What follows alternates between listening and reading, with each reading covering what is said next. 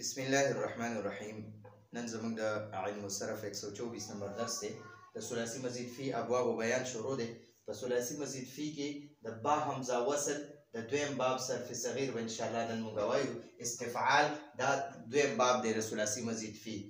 او د دې مثال دا د استنصار معنی د مدد غوښتل، مدد مانګنه، مدد غوښتل، استنصار. نو اوس په موږ د استنصار د موږ صرف صغیر جوړاو جی. صرف صغیر استنصر یستنصر استنصارا فهو مستنصر واستنصر یستنصر استنصارا فذاك مستنصر. الامر منه استنصر والنهي عنه لا تستنصر. استنصر دا فعل ماضی معروف اول صيغه ده. یستنصر دا فعل مضارع معروف اول صيغه ده. استنصر معنی ده هغه مدد وغوښتو، هغه یو سړی مدد وغوښتو. او یستنصر معنی ده هغه یو سړی مدد غواړي یا به وغواړي. ٹھیک شو.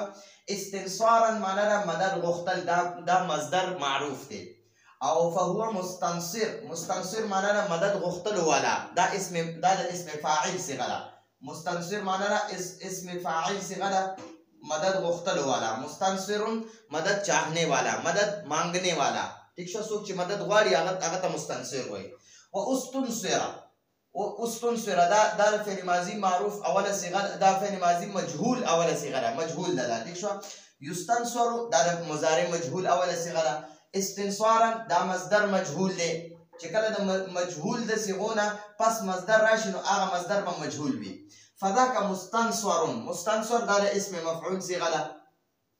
اسم مفعول، اسم فاعل او اسم مفعول کې فرق دا دی. په اسم فاعل کې د اخیری حرف نه مخکې حرف باندې زیر وي، او په اسم مفعول کې د اخیری حرف نه مخکې حرف باندې زبر وي. ٹھیک شو. نو ګورئ دلته مستنصر دی، نو د پرې د اخیری را د را نه مخکې د سواد باندې زیر دی، دا اسم فاعل دی.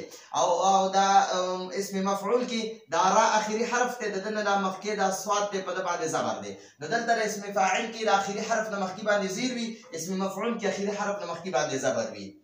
الامر منه استنصر، استنصر معنی دا د امر صيغه ده. الامر منه یعنی د دې باب نه د امر صيغه استنصر، دا استنصر ده. نو استنصر معنی دا ته مدد وغواړه. والنهي عنه یعنی اس سے، اردو کې وایي اس سے. دا ها معنی دا اس او دا عن معنی دا سے، اس سے. والنهي عنه یعنی اس سے نهي کا صيغه، یعنی د دې گردان نه د استنصر یستنصر اس باب استفعال نه د نهي صيغه چې لا تستفعل لا تستنصر په دغه باندې لا تستنصر معنی دا ته مدد مغواړه. ٹھیک شو. نو دا صرف صغیرو د استنصر یستنصر. بیا موږ له مصادر راکړي استفسار. استفسار معنی دا پوښتنه، تپوس کول. تپوس کول موږ وایو سوال کول. موږ ته معنا سوال وکړه چې په دې خبره پوهېږي که نه، نو سوال رانه وکړه. پوښتنه، تپوس کول. تپوس کول موږ وایو تپوس کول. نو استنصار دا مصدر دی د باب استفعال نه. دا استفعال دا مصدر دی او دا استنصار د دغه باب استفعال نه مصدر دی. ٹھیک شو. د استفسار معنی نه پوښتنه، تپوس کول. تپوس کول. نو اوس په دغه شان ته د دې نه جوړ کې استفسر یستفسر. استفسر د دې نه به اوس ماضي جوړه شي. استفسر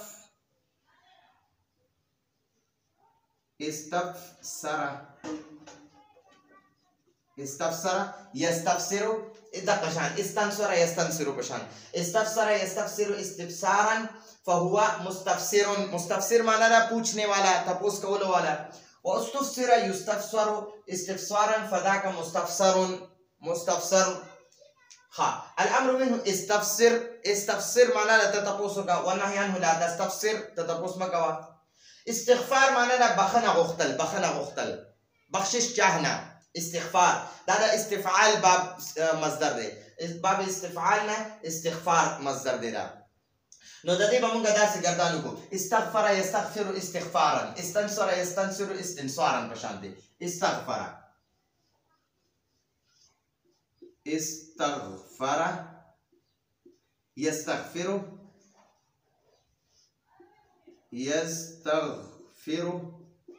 استغفر یستغفر استغفارا. استغفارا.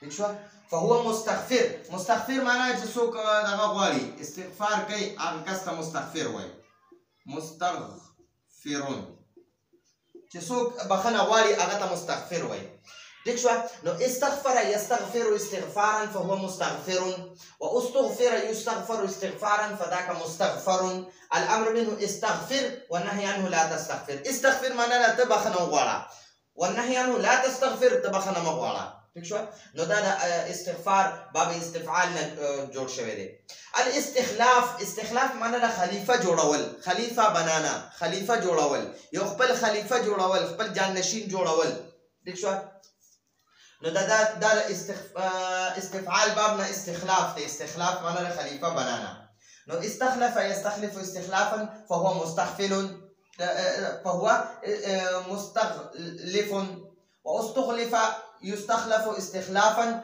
فذاك مستخلف الامر منه استخلف معناه تخلف جوړه والنهي عنه لا تستخلف تخلف مجوړه استمتاع معناه فائدہ اٹھانا فائدہ حاصل اول فائدہ اوچتول د سنه فائدہ اوچتول الاستمتاع معناه دا د استفعال باب نه دی استمتاع الاستمتاع يعني فائدة اوچتول انه استمتع يستمتع استمتاعا فهو مستمتع واستمتع يستمتع استمتاعا فذاك مستمتع الامر منه استمتع والنهي عنه لا تستمتع نو دا زموږ سره د نن ورځې د ثلاثي مزید فی با حمزه وصل د دویم باب صرف صغیر او په دې کې چې راکم حمزه شروع کړي کنه نو دقه دا با حمزه وصل وي یعنی دا هغه حمزه دی چې دا وصلی دی وصلی هغه حمزه ته وي چې د مخ کې حرکت والا حرف ولګي نو د دې حمزه د حرکت ختميږي دا استغفر دی کنه استغفر نو د مخ کې چې کله و ولګي کنه نو د دې حرکت په ختم شي نو ځکه ورته حمزه وصلی وي وصل چې دا ملاویدو د لپاره ملاوی دا لیکل کیږي نو واستغفر به ویل کیږي بیا واستغفر نو اوس دې نمخ کې حرکت ولا حرف نشته نو اوس په دې حرکت ویل کیږي نو ځکه ورته حمزه وصلی وي وصلی نو دا زموږ سره د ثلاثي مزید فی د دویم باب صرف صغیر راتلونکي درس پر اجازه غواړو هذا هو المرام والله اعلم بحقيقه الكلام